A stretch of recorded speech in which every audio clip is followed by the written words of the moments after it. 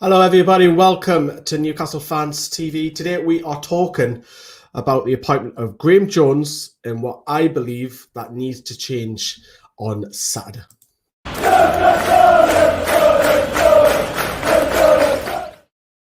Yes, hello, everyone. Good afternoon. I hope you're all well after another defeat last night, which was a better performance in the second half, but still painful with 11 games now without any win. So today I wanted to do something totally different, something a little bit old school. What I used to do is I'm going to jump on this. This is something I want to play with a few videos, but I'm also going to run over and jump over to the whiteboard as well. The good old whiteboard, anybody, old subscribers would remember that if you've been a long time subscriber. And we're going to talk about the team that I want to see go out this weekend, because if you're under pressure, Steve Bruce, you surely want to go and win that game, and you would play your best players in the best formation and the best front four as well. So we'll talk about that very, very shortly. But yeah, the appointment, of course, today is Graeme Jones has joined his boyhood club, obviously Gateshead lad, literally a mile away from the club. He's delighted to come back. Look, any local lad would. Funny enough, he's not called Steve, which makes a nice surprise. Look, I didn't know too much about him. I'm not going to lie. I'm not going to say, oh, he's great, look at this CV and all this, because everybody's had to do research on him, because up in the northeast, he hasn't been around in Newcastle or even Sunderland or Middlesbrough, any of the bigger clubs. He hasn't worked with any of them, so we don't really know much about him, because he's been predominantly assistant in his career. But he's joined the club, and I don't know how to take it, if I'm being totally honest with it. Am I excited about the appointment? Probably not, to be honest with you. I don't know much about him. I don't know what he will bring. Is it a good thing that he comes to Newcastle? Potentially. Will he have fresh ideas? More than likely. But when he was at Bournemouth do play attacking football, granted. But he has had a poor spell in charge of Luton as well, which didn't go down very well. But he said that he's going to come here and give fresh ideas to the manager.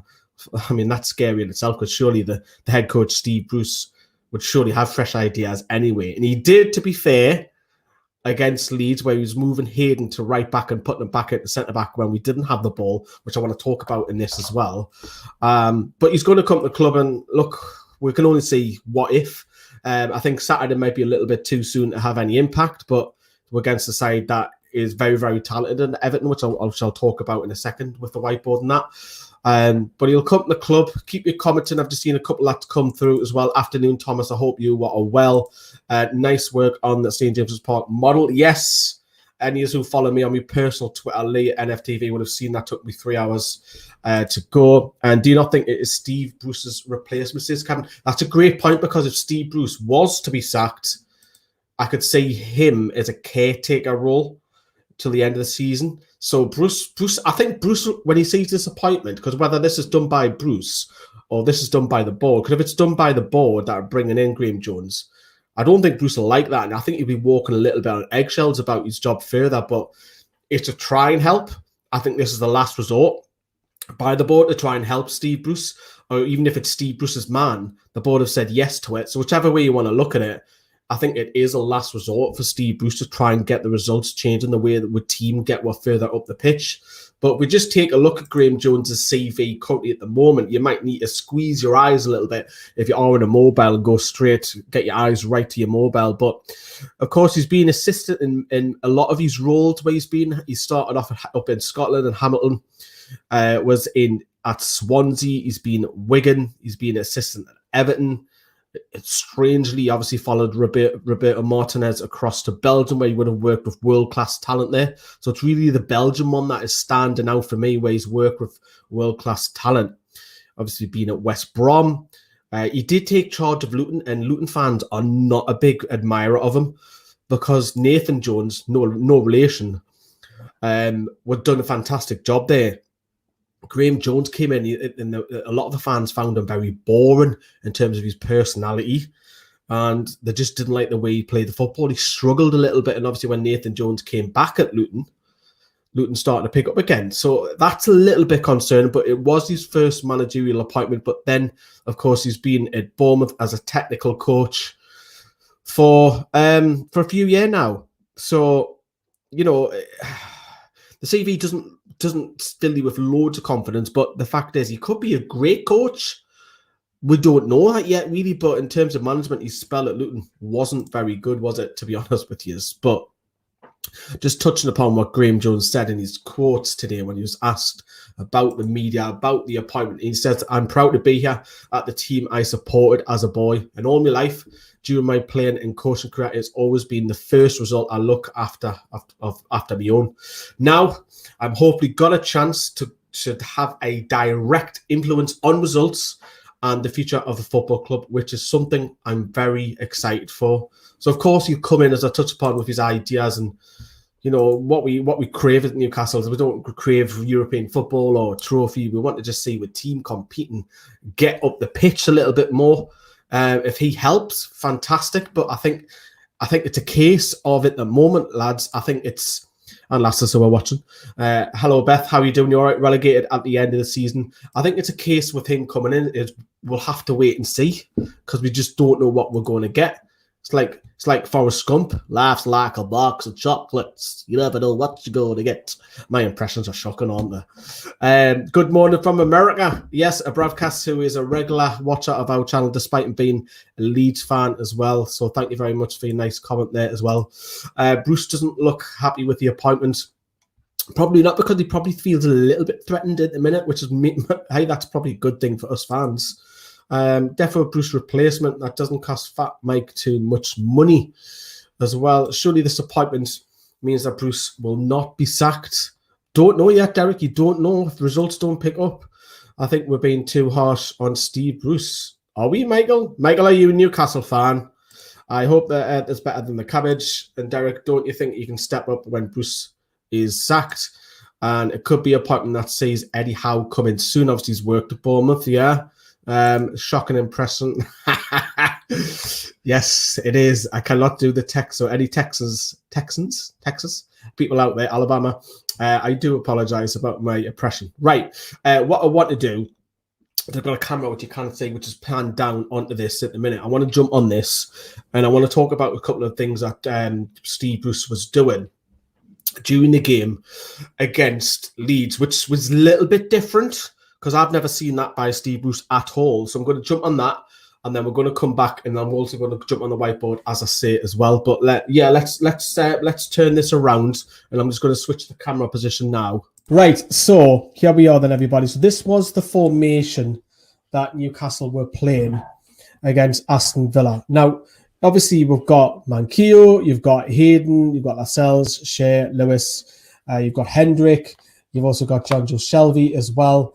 And then you had over here, you had Miguel Miron and Ryan Fraser somewhat in a, I hate to say this, a false number 10. Well, you know. So we're seeing that, and this massive large gap over the right-hand side when we didn't have the ball. But when we did have the ball, and, you know, Bruce was trying something a little bit different, and what we tend to find is obviously Jacob Murphy over here. He was then moved to right midfield when we had the ball, and Hayden was moving across to right back, which was interesting. Something that I haven't seen Steve Bruce do. And he has to obviously keep doing more and more, come up with new ideas, because the team is not winning many games. Of course, the 5 at the back is a no-go for me. And you'll see that on the whiteboard in a minute. I just don't like it. But there is a couple of things that were happening. So this is the first thing that I noticed. Is this something that we can utilise? I thought Hayden was all right down that side. Jacob Murphy, for me, cost us 2 goals. He gave the ball away for the first one. And he was Akers upfield for the second goal, where Jack Harrison fires at the back of the net. But going back into shape, that's when we didn't have the ball. And what was interesting over here is this little fella, Ryan Fraser. What Ryan Fraser was doing is, obviously, if you guys notice it, in particular first half, he was coming over to this left-hand side. And remember the whip ball that went in and it just went wide, that whip cross? Wilson was there. You obviously seen Jacob Murphy bombing on to get it in the box, and they both missed it. And for me, in particular first half, Fraser was a threat. Do I like him in that number 10? I'm not going to lie and say I don't, because I think it should be Miguel Miron who should be in that number 10, personally, for me. I think Almiron should be given a chance, and I'll talk about that on the whiteboard in a moment. But you would have seen this as well. When the game changed and we brought Saint-Maximin on, Of course, so number 10, we're just going to say this is Alan Saint-Maximin now. So he's been subbed on, Saint-Maximin is on. What you were tending to find with Alan Saint-Maximin is that he was picking the ball up actually quite central. Don't get me wrong, a couple of times he was picking the ball up out wide, but he was actually picking the ball up central and he wanted to just run at the defence. Now, that causes problems. Yes, I know he give the ball away a couple of times. That's to be expected, but it causes problems. It gets Leeds on the back foot. But he was a threat. Although he was giving the ball away, of course, he did assist when he was bombing forward when Jamal Lewis was bombing on, and he played in Jamal Lewis here, and obviously Lewis blew it over the bar. But to be honest, he was a threat. Do I like him there in the left side? I prefer him to stay out left and come inbound. Again, I'll talk about that on the whiteboard in just a second. But that was one thing that happened. But what was also interesting against Leeds is this man, Fabian Schär of Circle. I've just given him number 4 just for this purpose alone.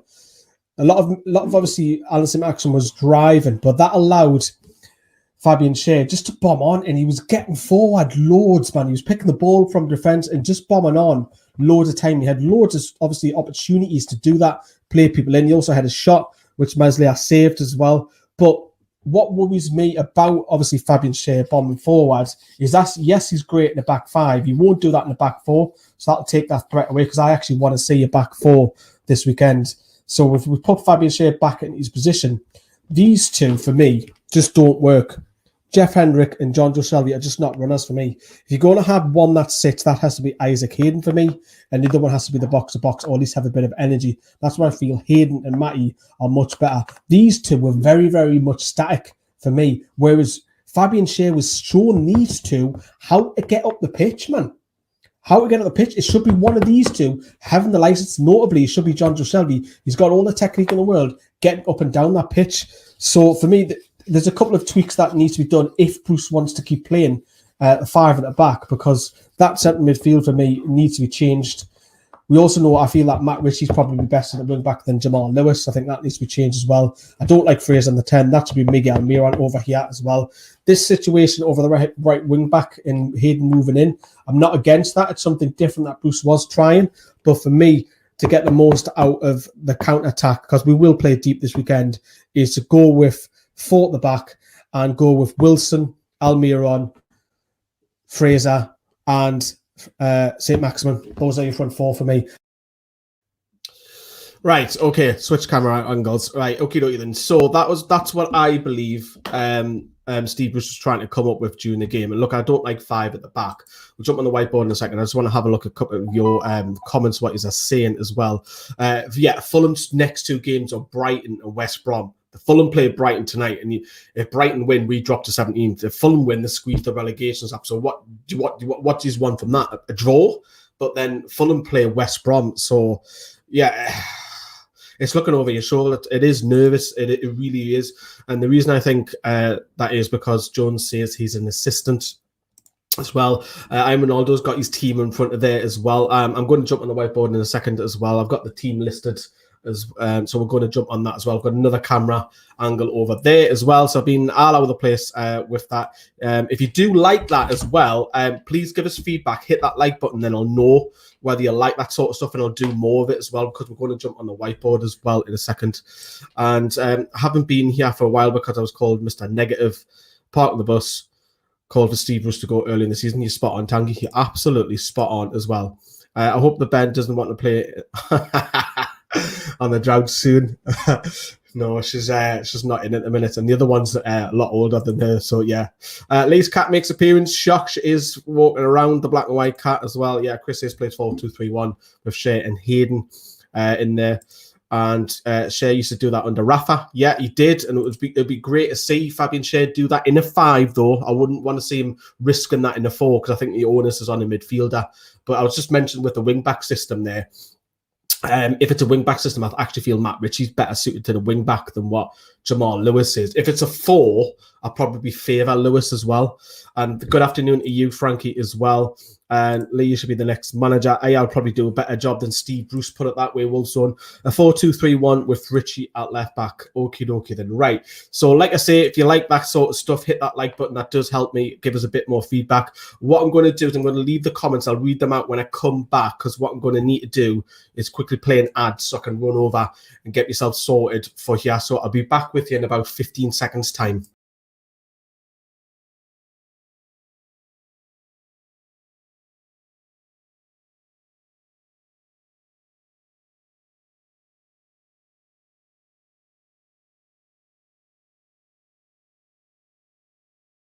So here we go. Remember this, people?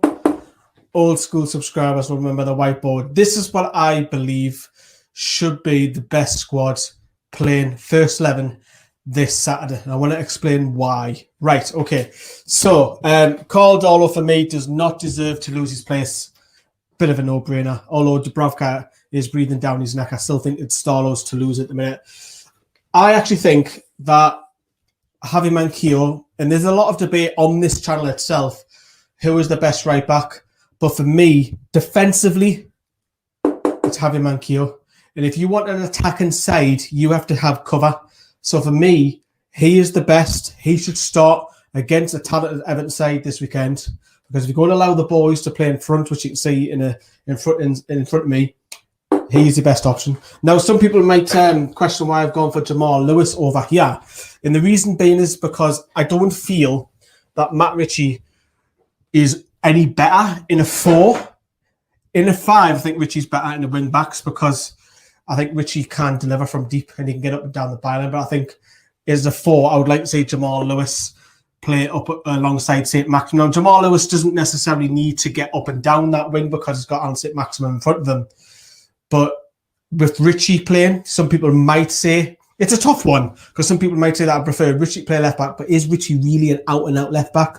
So it is a bit of a problem in this position, because defensively against Leeds going that way, for me, it was appalling. But I am sticking with Jamal Lewis, but some of you might disagree on that. And then the 2 centre midfielders that I've gone for, and I've gone for a move Hayden back into his proper position. None of this bollocks playing here. None of this bollocks playing out down on the right-hand side. Playing where he's good at. Now, don't get me wrong, he does a good job wherever he is, but for me, Isaac Hayden, his best position is alongside Matty Longstaff, because Hayden can swoop to do whatever he wants, but Matty's your runner. Matty's your grafter in midfield. I think Newcastle's midfield is a massive problem at the minute.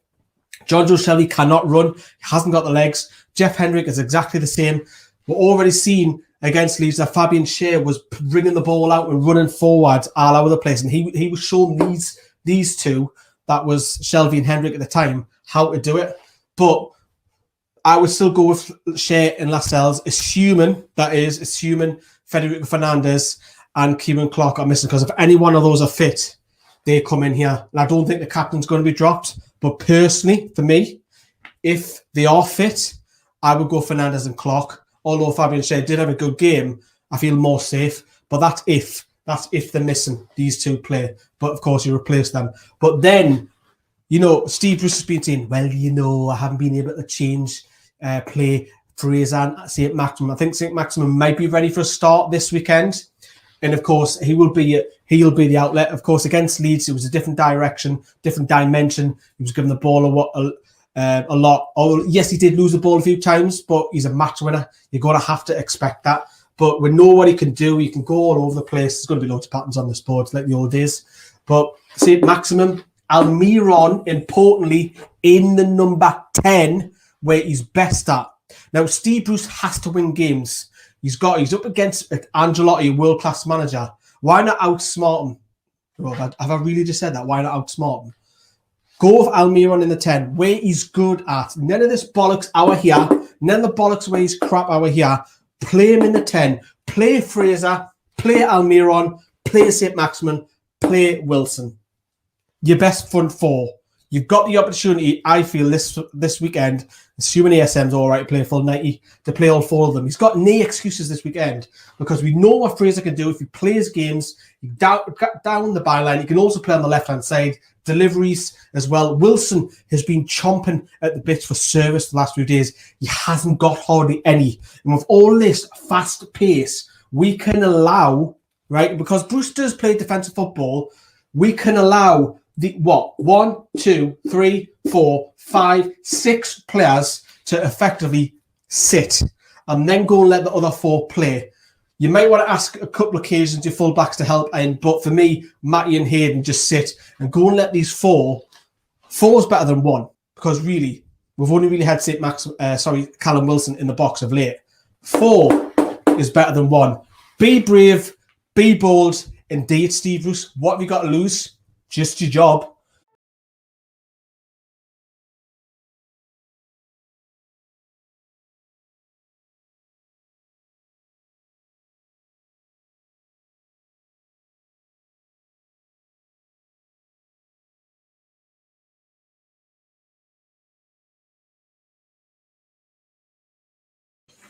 Right then, so that's what I believe that we should go with. Let us know. I'll read some of your comments. I'm bloody knackered after that. If you like that, again, please let us know if you do enjoy that. I'll do more of the whiteboard stuff as well.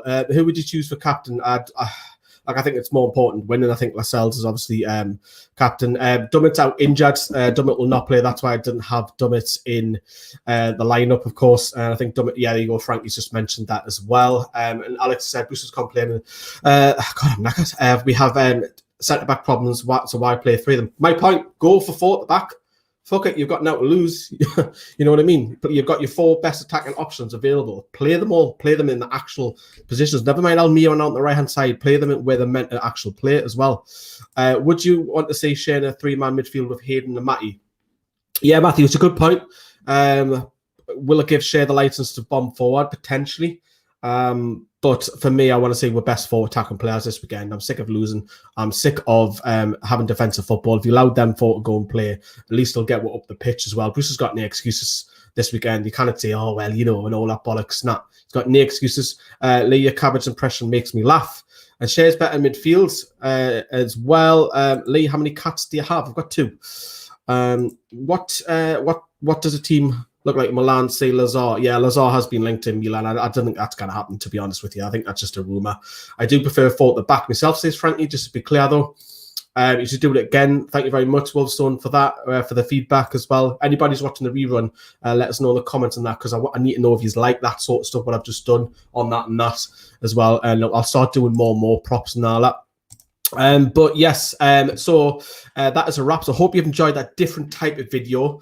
And we do have quite a lot coming up tomorrow. We have another journalist who is well respected. You will enjoy tomorrow's video, so stay tuned for the Greenwood and Mulliner show tomorrow. Friday, we've got the preview, and then we'll do it all again on Saturday against Everton, who is one of our bogey teams.